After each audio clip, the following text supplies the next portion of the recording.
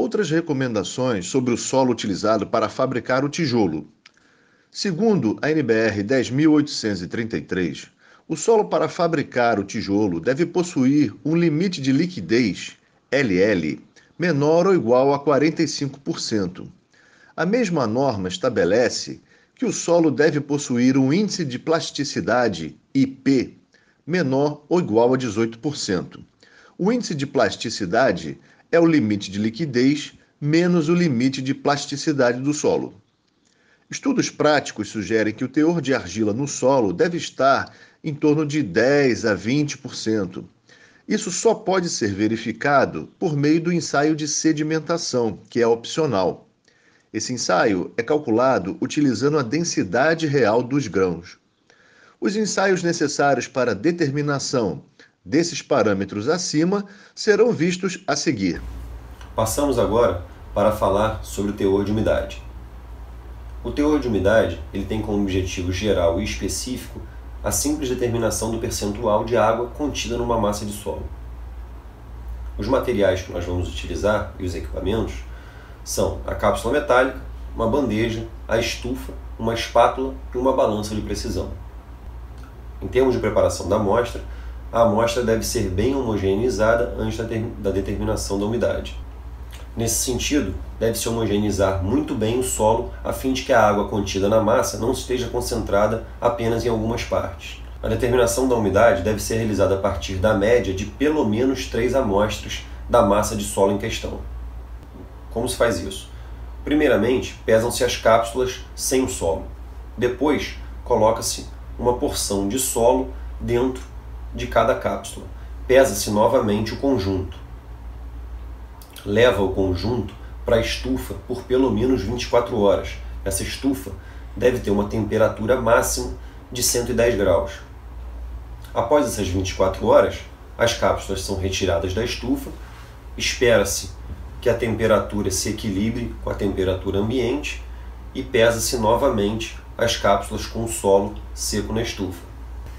Os resultados do teor de umidade vão ser a massa da cápsula mais o solo úmido, menos a massa da cápsula mais o solo seco, dividido pela massa da cápsula mais o solo seco, menos a massa da cápsula vazia.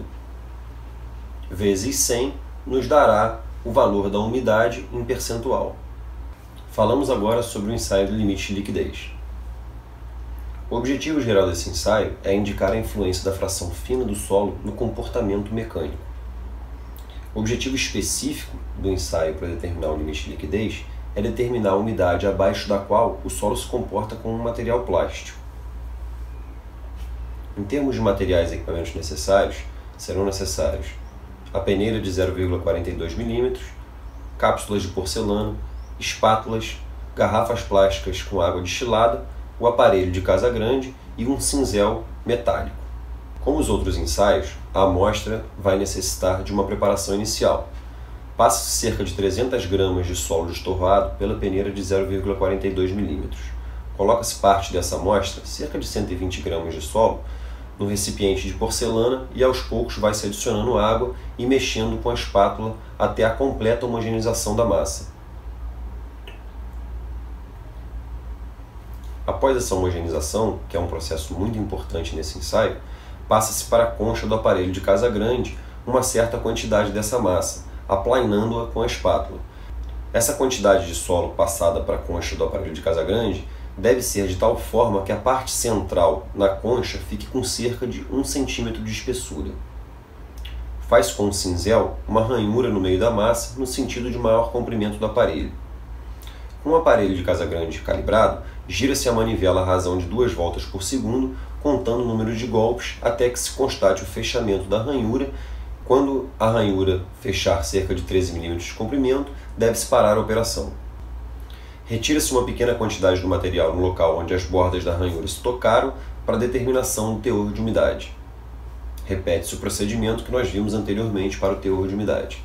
Transfere-se o material que sobrou na concha do aparelho de casa grande de volta para um recipiente de porcelana, adiciona-se mais um pouco de água e repete-se o processo por pelo menos 4 vezes. Em termos de resultados do limite de liquidez, deverá ser traçado um gráfico onde no eixo X a gente vai ter o número de golpes na escala logarítmica e no eixo Y o valor da umidade, para cada um daqueles 5 pontos que fizemos o ensaio.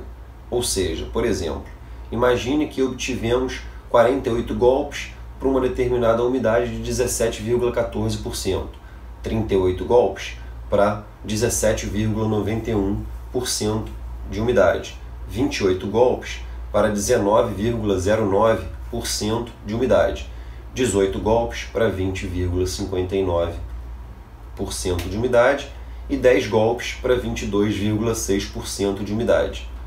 Por uma interpolação, obtém-se o valor da umidade para 25 golpes. Este valor de umidade encontrado para 25 golpes vai ser o valor da umidade relativo ao limite de liquidez. O ensaio que vai ser descrito agora é o limite de plasticidade.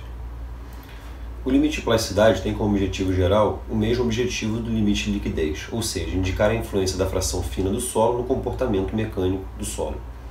Em termos de objetivo específico, seria determinar a umidade na qual o solo deixa de ser plástico, tornando-se quebradiço. Os materiais e equipamentos necessários são parecidos com o limite de liquidez.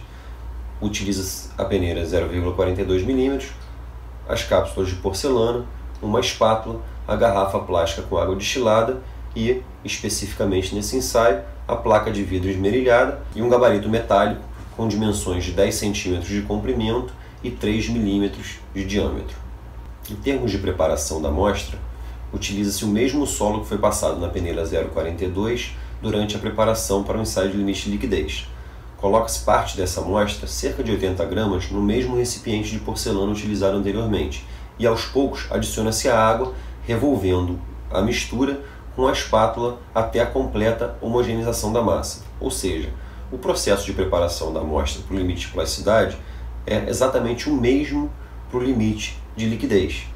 Em termos de metodologia para a realização do ensaio de limite de plasticidade, após a preparação da amostra que vimos anteriormente, molda-se uma certa quantidade de massa em forma elipsoidal, quase como uma bolinha de gude, rolando em seguida sobre a placa de vidro esmerilhada.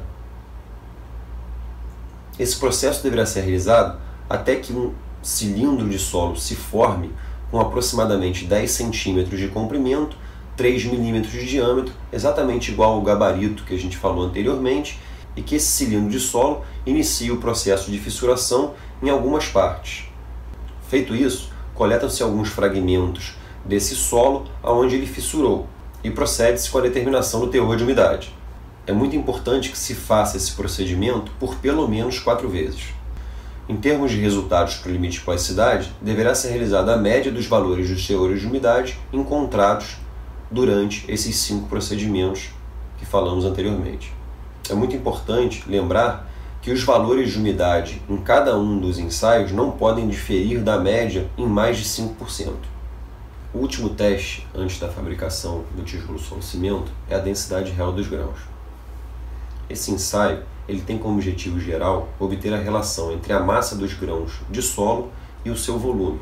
Em termos de objetivo específico, é muito importante obter o valor da densidade real do grão para alimentar a lei de Stokes utilizada no cálculo da sedimentação no processo de granulometria que vimos anteriormente. Em termos de materiais e equipamentos necessários, vamos precisar de uma peneira de 2 mm, que seria a peneira número 10, um piquenômetro de vidro, que é uma vidraria especial, um termômetro calibrado, um fogareiro elétrico ou uma bomba de vácuo, a água destilada, uma bacia plástica e uma balança de precisão.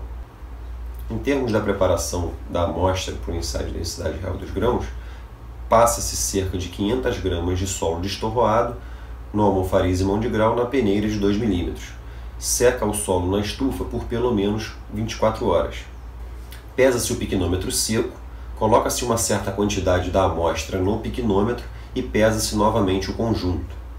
Adiciona-se água até a metade do volume do piquenômetro e leva o conjunto, agora com água e solo, ao fogareiro por 10 a 15 minutos, ou também pode-se aplicar o vácuo com uma bomba específica por cerca de 15 minutos.